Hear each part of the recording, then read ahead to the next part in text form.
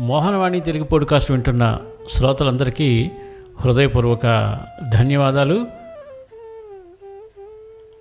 ఈరోజు సత్సంగ బాతలో చాలా అద్భుతమైన కథ చెప్పుకుందాం.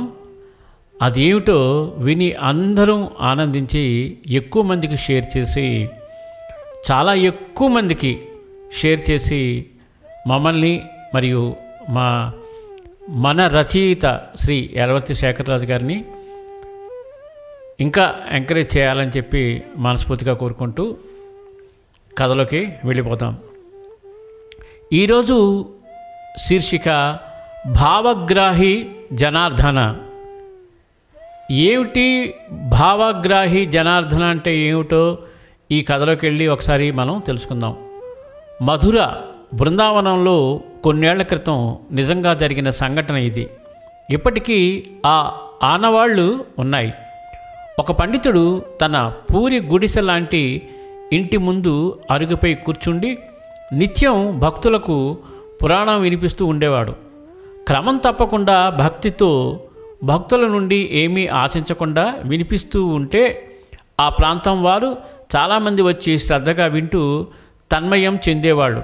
అప్పుడప్పుడు ఆయన తాను చెబుతున్న పురాణం మధ్యలో ఆపి లోనికి వెళ్ళి వస్తూ, మా పిల్లవాడికి స్నానం చేయించానని, భోజనం పెట్టానని, పడుకోబెట్టానని, దుస్తులు ధరింపచేశానని చెప్పేవాడు. ఇలా రోజూ జరుగుతూ ఉండేది. కానీ గుడిసెలో పిల్లవాని అలికిడి, అల్లరి, మాట ఏది ఎవరికీ వినపడేది కాదు. ఇలా కొన్నేళ్లు గడిచాయి. ఒకరోజు ఆయన దేహం చాలించాడు. గ్రామస్తులు చాలా బాధపడ్డారు. అయ్యో, ఎంత మంచివాడు, ఎంతో భక్తి శ్రద్ధలతో ఎవరినీ ఏమీ అడగకుండా అద్భుతంగా భగవత్ కథలు వినిపించి మనలను తరింపజేశాడే, మరల ఎవరు ఇంత గొప్పగా చెబుతారు అంటూ విచారపడుతూ ఆయన అంత్యక్రియలు జరిపే సన్నాహాలు చేయడం ప్రారంభించారు. మా అబ్బాయి అని చెప్పాడు కదా అంటూ ఆ పిల్లవాని కోసం లోనికి వెళ్ళి చూస్తే ఎవరూ కనపడలేదు.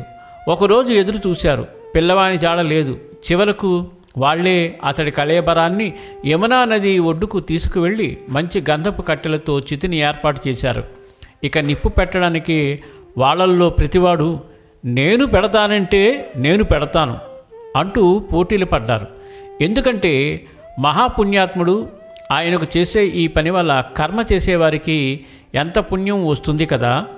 ఇలా వాళ్ళు పేచి పడుతుంటే వారికి ఆగండి ఆగండి అంటూ దూరం నుండి ఒక పిలుపు వినివచ్చింది. అందరూ చూస్తుండగా దూరంగా ఒక 16 ఏళ్ల బాలుడు పరుగున అటువైపు వస్తూ కనిపించాడు.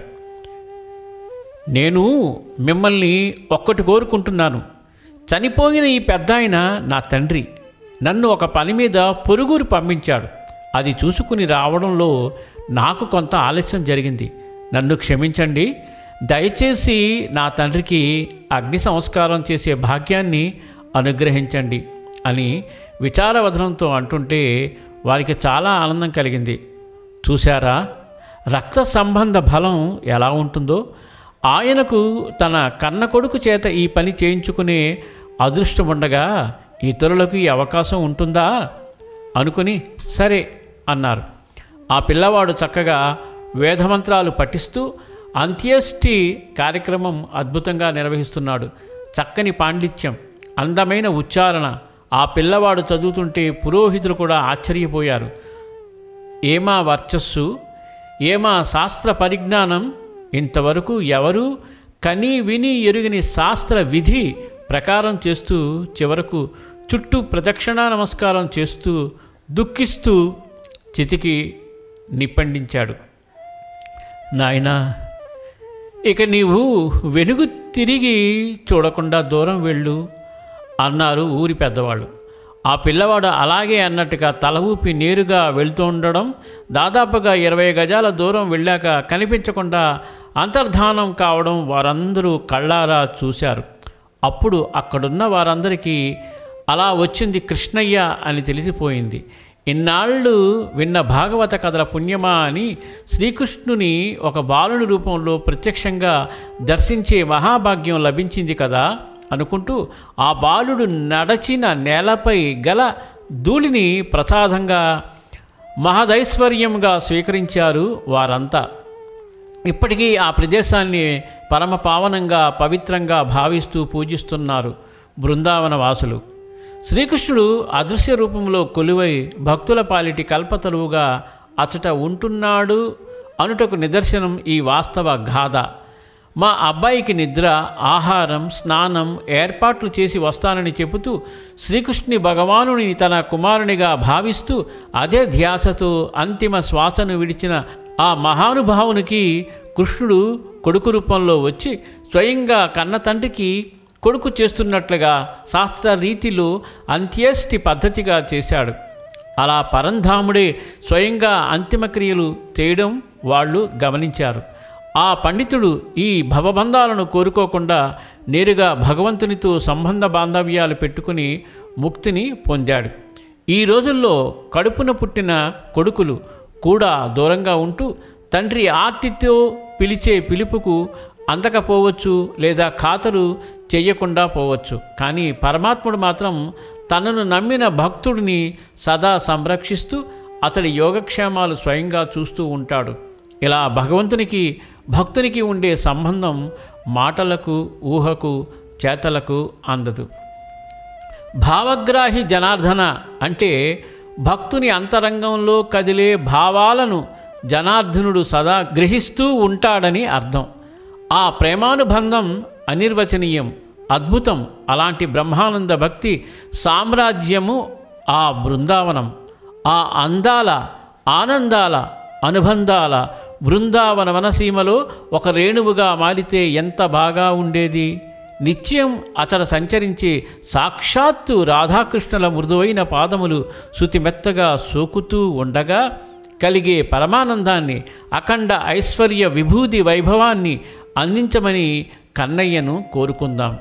ఈ మధ్య జరిగిన ఈ సంఘటన ద్వారా మనం భగవంతుని శక్తి సామర్థ్యాలను ప్రత్యక్షంగా అనుభవించగలుగుతున్నాము. చాలా అద్భుతమైన కథ. నిజంగా ఇటువంటి కథలు వింటుంటే మనకి కళ్ళ ముందు జరుగుతుందా అని అన్నట్లు అనిపిస్తూ ఉంటుంది. ఏది ఏమైనా దీంట్లో చెప్పిన విషయం మాత్రం అందరి హృదయాలను తాకుతుంది, అందరి మనసులో స్థిరస్థాయిగా నిలిచిపోతుంది. అందుకే అందరం కలిసి ఆ భగవంతుని ప్రార్థిస్తూ పూజిస్తూ ఆయన యొక్క ఆశీస్సులు అందరికీ లభించాలని మనస్ఫూర్తిగా కోరుకుంటూ జై శ్రీకృష్ణ, జై శ్రీకృష్ణ, జై శ్రీకృష్ణ. ఈ కథను అందరం విన్నాం కదా, వీలైనంత మందికి ఎక్కువ షేర్ చేయండి. మనం రోజు ఏవో విషయాలు మనం ప్రత్యేకంగా అడిగినా అడగకపోయినా మనం విపరీతంగా అందరికీ షేర్ చేస్తూ ఉంటాము. వాటికి వేలల్లో లక్షల్లో షేర్లు చేస్తూ వ్యూస్ కల్పిస్తూ ఉంటాము. ఇంత అద్భుతమైన విషయాన్ని, అందరికీ పనికొచ్చే విషయాన్ని ఎక్కువ మందికి షేర్ చేస్తే ఇటు రచయితకు కానీ మోహనవాణికి కానీ ఎంతో ఆశాజనకంగా ఉంటుంది.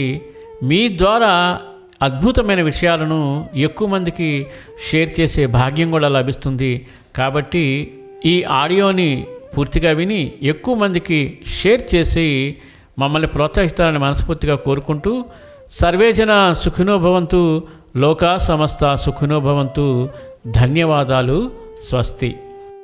ఇంతవరకు మన ఛానల్కి ఎవరైనా సబ్స్క్రైబ్ చేసుకోకపోతే ఇప్పుడే ఈ క్షణమే సబ్స్క్రైబ్ చేసుకుని ఆ పక్క నుండి బెల్ బటన్ మ్రోగించి మమ్మల్ని ప్రోత్సహిస్తారని మనస్ఫూర్తిగా కోరుకుంటూ సర్వేజన సుఖినో భవంతు, లోకా సమస్త సుఖినో భవంతు. ధన్యవాదాలు. స్వస్తి.